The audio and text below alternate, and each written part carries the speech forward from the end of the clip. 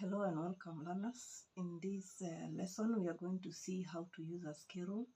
Oftentimes I find students who fear using a scale rule. They imagine that it's quite a complicated tool in drawing, yet actually it's not.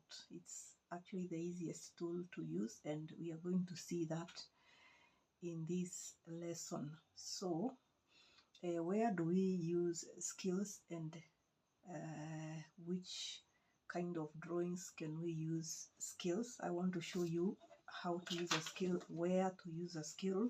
We can use a skill when you're doing building plans, and for this we are going to use 1:100. For elevations, again you can use 1:100. For section, that is building section, again you can use 1:100.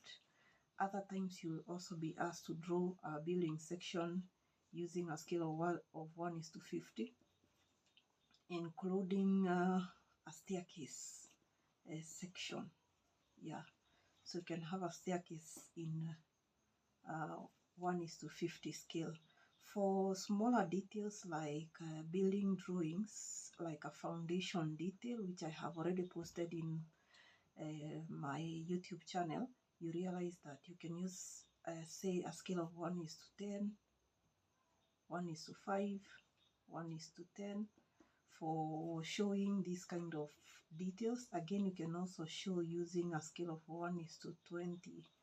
So you realize that generally the most common scales in building drawings, generally construction drawings, is 1:100, 1:50, 1:20, 1:10, and 1:5.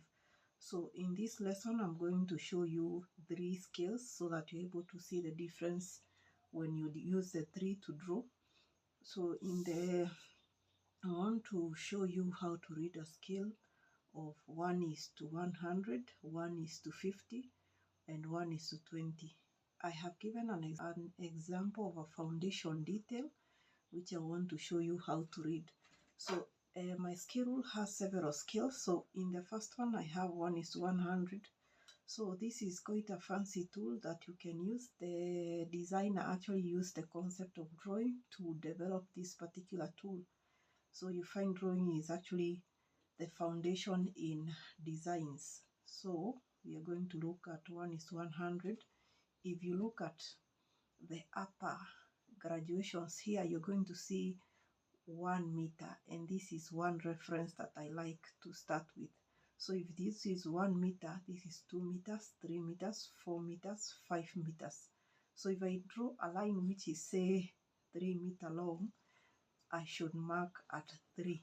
If I have say 4500 millimeters, I should mark at this point. I hope that one is clear. And so in our case, we have a foundation of 675, meaning that it's not yet 1 meter. So we are going to have 6 graduations and a small section within this to represent the 75. So this width is 675. If you look at this, you should be able to see 675 there.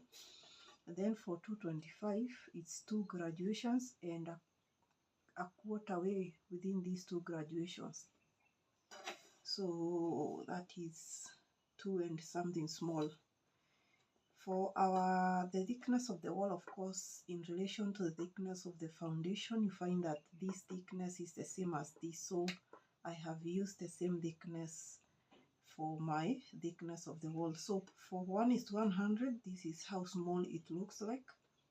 For 1:50, looking at the relationship between 100 and 50, you find that 150 is twice 100, and so this one is reflected in whatever you are drawing.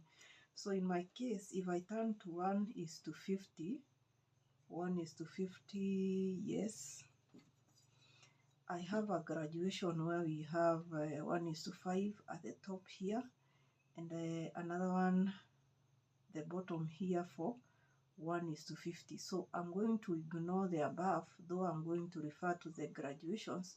But then in terms of how you read, you're going to look at whatever is written down here.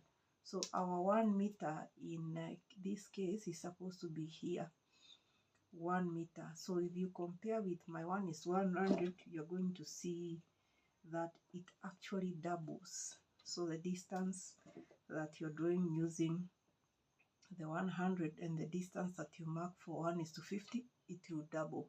So in this case, my 675 is somewhere where